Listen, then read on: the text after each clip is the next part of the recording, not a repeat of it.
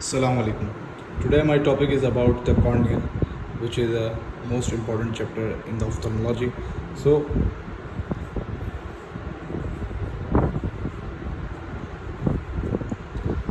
cornea is a transparent structure which is in the front of the eye. It forms the 1/6 of the fibrous layer, which is the outer fibrous layer, in which there are two components. One is the sclera and the other is the cornea. So the cornea form the 1/6 of the outer fibrous layer. So ये हमारी eye ball है, only for the diagrammatic view.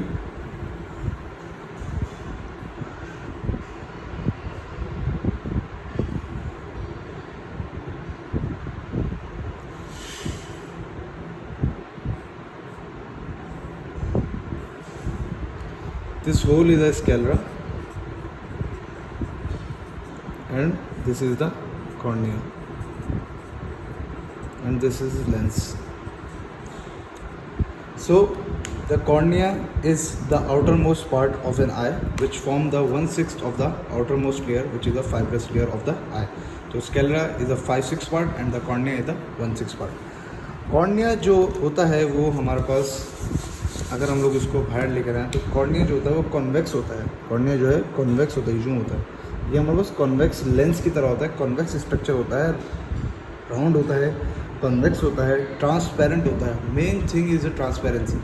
Transparency is a main thing in the cornea. तो transparent होता है.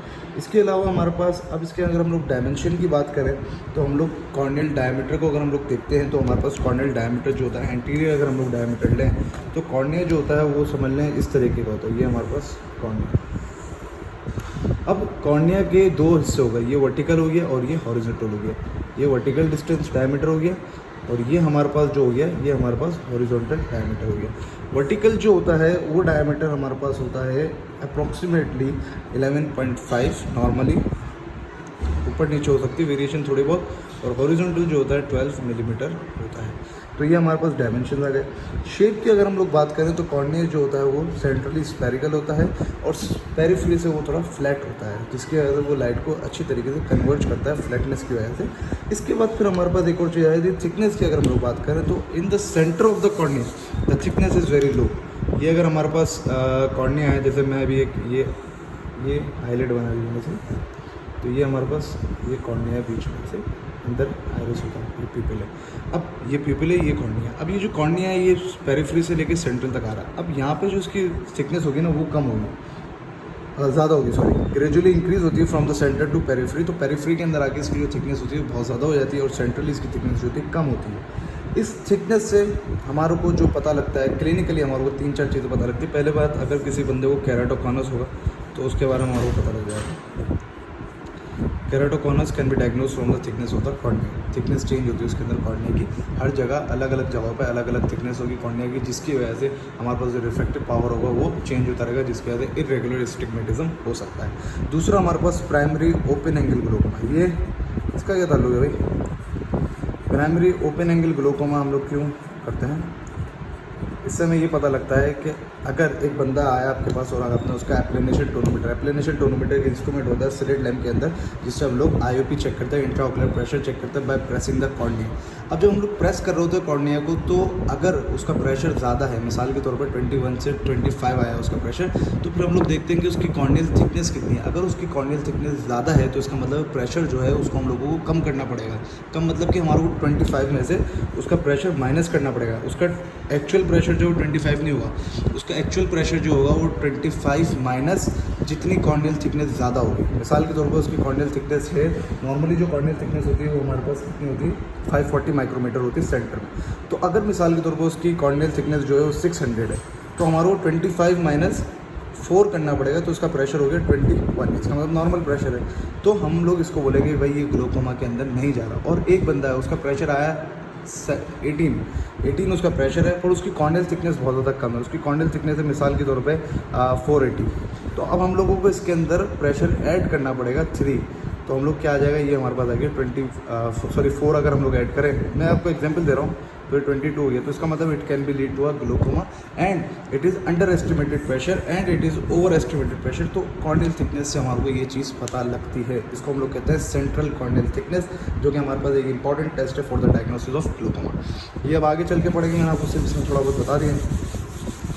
इसके बाद हमारे पास एक और चीज़ आ जाती है जिससे हमारे को पता लगता है, वो ये है कि रिफ्रैक्टिव लेज़र सर्जरी, क्योंकि जब कोई बंदा रिफ्रैक्टिव लेज़र सर्जरी लेजिक करवाने जाता है तो उसके अंदर हम लोगों को कॉर्निया की थिकनेस देखनी होती है, कॉर्निया की थिकनेस कितनी है, उस हिसाब से फिर हम लोग बताते हैं कि आपकी सर्जरी हो सकेगी या नहीं हो सकेगी। अब आ जाते हैं हम लोग किसके अंदर, रिफ्रैक्टिव पावर के अंदर। अच्छा, कॉर्निया को अगर हम लोग देखें तो हम लोग उसको दो के अंदर तोड़ते हैं, एंटीरियर के अंदर तोड़ते हैं और पोस्टीरियर के अंदर तोड़ते हैं। एंटीरियर वाला जो होता है वो स्लाइटली कॉन्वेक्स होता है और पोस्टीरियर वाला जो होता है थोड़ा सा कॉन्केव होता है। अब जो कॉन्वेक्स होता है उसका जो डायोप्टर होता है, जो पावर होता है वो 48, दैट्स व्हाई द कॉन्वेक्स है तो प्लस, और कॉन्केव जो होता है स्लाइड तो उसके अंदर -5 हम लोग कर देते हैं। तो अब हमारे पास जो टोटल बना वो 43 डायोप्टर हमारे पास लेंस का कॉर्निया का जो रिफ्रैक्टिव पावर है 43 होता है। तो ये हमारे पास कॉर्निया की नॉर्मल एनाटॉमी हो गई। इसके बाद हम लोग आ जाते हैं हिस्टोलॉजी के अंदर। तो हिस्टोलॉजी हम लोग जो देखते हैं वो कॉर्निया की लेयर्स देखते हैं। कॉर्निया है 5 लेयर्स, मेन इंपॉर्टेंट जो है 5 लेयर्स है। पहली जो है हमारे पास एपिथेलियम, दूसरे नंबर पर हमारे पास आती है बोमेन्स मेम्ब्रेन,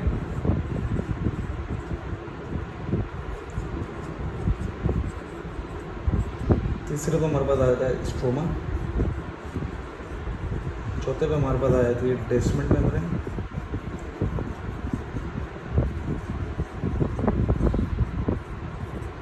पांचवें पे हमारे पास आ जाता है एंडोथेलियम। अगर हम लोग डायग्रामेटिक व्यू बनाए इसका पूरे का तो हमारे पास कैसे बनेगी, ये हमारे पास एपिथेलियम हो गई। एपिथेलियम के बाद हमारे पास बिल्कुल पतली सी लेयर जो होती है वो बोमेन्स मेम्ब्रेन होती है। It is a part of Bowman's membrane is a part of the stroma. Bowman's membrane stroma का ही पार्ट है, सुपरफिशियल लेमिला है। उसके बाद ये हमारे पास बड़ा सा स्ट्रोमा जो कि सबसे ज़्यादा थिकेस्ट लेयर है। उसके बाद फिर हमारे पास आती है डेस्मेंट मेम्ब्रेन और उसके बाद फिर हमारे पास एंड में आ जाती है एंडोथेलियम आ जाती है। तो इट इज़ इन एपिथेलियम में ऐसे लिख देता हूँ, ए बी सी मतलब स्ट्रोमा, डी मतलब डेस्मेंट मेम्ब्रेन और हमारे पास ई मतलब एंडोथेलियम। तो ये हमारे पास टोटली हमारे पास कॉर्निया की लेयर्स आती है। अब जो एपिथेलियम होती है, आपको पता है कि एपिथेलियम हर सरफेस पे होती है। अब इस सरफेस पे जो एपिथेलियम, कॉर्निया के सरफेस पे जो एपिथेलियम होगी वो कौन सी है, non keratinised stratified squamous epithelium.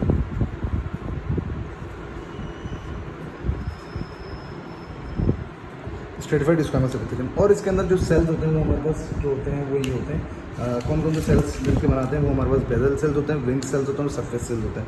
Bezel sales होंगे, विंग सेल्स होंगे और सरफेस सेल होंगे। ये नॉर्मली हम लोग सेल्स की टाइप्स हैं। अच्छा, एक चीज़ जो मेन है वो ये है कि हमारे पास जो कॉर्निया होता है ना, कॉर्निया ये हमारे पास, ये मैंने यहाँ पे कॉर्निया बनाया, ये देखें ये आए। अच्छा, यहाँ पे हमारे पास ये पूरा कॉर्निया ब्लैक स्ट्रक्चर है जो कि ट्रांसपेरेंट होता है, सॉरी ब्लैक नहीं ट्रांसपेरेंट होता है। और यहाँ पे हमारे पास जो होता है स्केलरा होता है। इन दोनों के जंक्शन पे जो है ना, इन दोनों के जंक्शन पे, ये जंक्शन इन दोनों का, इस जंक्शन पे हमारे पास क्या होता है, लिम्बल स्टेम सेल, जिसको हम लोग लिम्बस भी कहते हैं। लिम्बस के अंदर हमारे पास लिम्बल स्टेम सेल्स होते हैं, जो कि हमारे पास जब भी कॉर्निया की एपिथेलियम खराब होती है, that's why the epithelium is that type of structure in which there is an very much regeneration power is having, मतलब बहुत ज़्यादा रीजनरेशन पावर होती है इसके पास। एक हफ्ते के अंदर अगर पूरी एपिथेलियम में हम लोग फाड़ दें तो एक हफ्ते के अंदर पूरी की पूरी एपिथेलियम रीजनरेट हो सकती है। एक हफ्ते या 10 दिन के अंदर पूरी एपिथेलियम रीजनरेट हो जाएगी। तो कौन से एपिथेलियम के लिए, लिम्बल स्टेम सेल होते हैं जो कि एपिथेलियम को बनाते हैं। तो ये होगी बात। दूसरे नंबर पर हमारे पास जो मोस्ट कॉमन लेयर आती है, मोस्ट इंपॉर्टेंट लेयर, वो है Bowman's membrane. Bowman's membrane is acellular and is unable to regenerate. It is a part of the stroma, it is a part of the stroma and it contain the collagen fibrils. Collagen fibrils होते हैं इसके अंदर, collagen fibrils होते हैं इसके अंदर। और हमारे पास ये अगर एक दफ़ा अपनी जगह से हट जाए या हमारे पास जगह से हट जाए तो ये वापस रीजनरेट नहीं हो सकती। इसके बाद ये हमारे पास आ गया पूरा का पूरा स्ट्रोमा, जिसके अंदर हमारे पास फाइबर्स जो होते हैं वो अरेंज होते हैं और they arrange in a very unique pattern that the transparency of the cornea is maintain. क्यों होती है maintain? Transparency of the cornea maintain होने की पहली वजह जो है वो ये है कि हमारे पास इन फाइबर्स की जो अरेंजमेंट है वो बहुत अच्छे तरीके से होती है। इन फाइबर्स के अरेंजमेंट की वजह से हमारे पास क्या होता है कि कॉर्निया की ट्रांसपेरेंसी हमेशा मेंटेन रहती है। दूसरे जो वो हैं इसके पॉइंट्स वो ये हैं कि हमारे पास कॉर्निया एवॉस्कुलर स्ट्रक्चर, अगर वॉस्कुलर होता तो उसके अंदर ट्रांसपेरेंसी मेंटेन नहीं रह सकती थी। तो पहला ये हो गया, दूसरा हमारे पास एवॉस्कुलरिटी हो गई। तो stroma is the thickest layer, it is the thickest layer but it is not a toughest layer. Toughest layer is Descemet membrane. तो थिकेस्ट लेयर जो है वो स्ट्रोमा है। स्ट्रोमा के अंदर भी टाइप्स होती है, सुपरफिशियल स्ट्रोमा, डीप स्ट्रोमा। अगर सुपरफिशियल स्ट्रोमा के अंदर ट्रॉमा हुआ है तो वो रीजनरेट हो सकता है और हमारे पास जो कॉर्नियल ओपेसिटी नहीं बनेगी और कॉर्निया नॉर्मल हो जाएगा। पर अगर हमारे पास डीप स्ट्रोमा तक कोई पेनिट्रेशन हो गई और काफ़ी अरसे तक हुई है तो हमारे पास फिर वहाँ पे जो कैरेटोसाइट्स होते हैं वो हमारे पास फिर कनेक्टिव टिश्यू रिलीज़ करना शुरू करते हैं, जिसकी वजह से कॉर्नियल ओपेसिटी परमानेंट हो जाती है, जो कि फिर बाद में सही नहीं होती। तो ये हमारे पास स्ट्रोमा हो गया, फोर्थ लेयर। इसके बाद हमारे पास आ जाता है डेस्मेंट मेम्ब्रेन। डेस्मेंट मेम्ब्रेन जो है वो हमारे पास क्या है, वो हमारे पास बहुत ज़्यादा थिकेस्ट लेयर है, सॉरी टफेस्ट लेयर है, toughest layer the cornea is a Descemet membrane, जो कि हमारे पास अनेबल टू रीजनरेट। ये भी अगर एक दफ़ा अपनी जगह से हट गई तो फिर रीजनरेट नहीं होती। उसके बाद आ जाता है हमारे पास endothelium. Endothelium is a very sensitive layer and it work as an water pump. Water pump जो होता है कि हमारे पास कॉर्निया डिहाइड्रेटेड क्यों रहता है, कॉर्निया के अंदर पानी क्यों नहीं जमा होता है, सारा एंडोथेलियम की बदौलत है। एंडोथेलियम क्या करता है कि वाटर को पंप करता है। अगर किसी बंदे को कॉर्नियल एडिमा होता है तो उसका मतलब है कि उस बंदे की एंडोथेलियम के अंदर कोई मसला हुआ है, जिसकी वजह से स्ट्रोमल एडिमा हुआ है या कॉर्नियल एडिमा हुआ है। तो एंडोथेलियम जो होते हैं ये हमारे पास क्या करते हैं, इनके अंदर पंप्स होते हैं, वाटर पंप्स होते हैं, जो कि हमारे पास पानी को बाहर निकालते हैं इनटू द एक्वस के अंदर बाहर निकालते हैं। सही, तो ये हमारे पास एंडोथेलियम का काम आ गया। ये भी अनेबल टू रीजनरेट, एक दफ़ा रप्चर हो जाए तो ये फिर हमारे पास वापस नहीं बनती। सिर्फ और सिर्फ एक स्ट्रक्चर है जो कि हमारे पास एपिथेलियम है। डेस्मेंट मेम्ब्रेन जो है वो अनेबल टू रीजनरेट, सॉरी मैं गलती हो गई, डेस्मेंट मेम्ब्रेन जो है टफेस्ट भी है और अनेबल टू रीजनरेट भी। अगर एक दफ़ा रप्चर हो जाती है तो वापस वो बन भी सकती है। इसके बाद हमारे पास आ जाता है इसके ब्लड सप्लाई। तो ब्लड सप्लाई की अगर हम लोग बात करें तो cornea is avascular. It is very big written that it is avascular only the limbus is supplied by the perilimbal vessel. I have said that limbus is a junction between the sclera and the cornea, so it is supplied by the perilimbal vessels. Now what are the nerve supply? The long ciliary nerves and the long ciliary nerves, which are the branch of the ophthalmic division of the long ciliary nerves, which are the branches of the ophthalmic division of trigeminal nerve.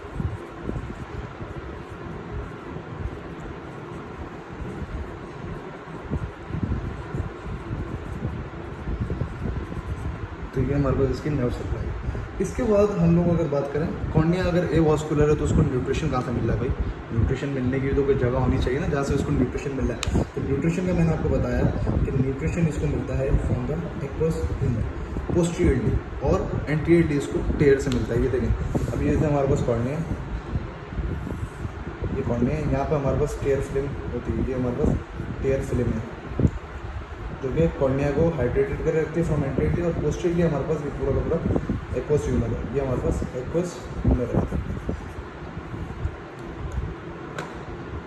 ये हमारे पास aqueous humour है, sorry दिखा नहीं। अब ये जो है ये एंटीरियर सरफेस होता है कॉर्निया को प्रोवाइड करें न्यूट्रिशन, और ये पोस्टीरियर सरफेस होता है कॉर्निया को प्रोवाइड करें न्यूट्रिशन। तो ये हमारे पास दो चीज़ हो गई, तो इसकी वजह से हमारे पास न्यूट्रिशन मिल रहा होता है। इसके बाद कॉर्नियल ट्रांसपेरेंसी कैसे मेंटेन होती है तो मैंने आपको बता दिया। पहली चीज़ तो एक्टिव एंडोथेलियल पंप मैकेनिज्म होता है जो कि इसको बार बार पानी को बाहर निकाल रहा होता है, ये हमारे पास एंडोथेलियम। तो मेन चीज़ तो ये होगी वन। दूसरी चीज़ हमारे पास जो होती है कि हमारे पास एपिथेलियल और एंडोथेलियल सेल की अरेंजमेंट कितनी अच्छी है। उसके अलावा regular orientation and spacing of the stomas, ये जो फाइबर्स की अरेंजमेंट है, it play a very important role in the transparency of the cornea.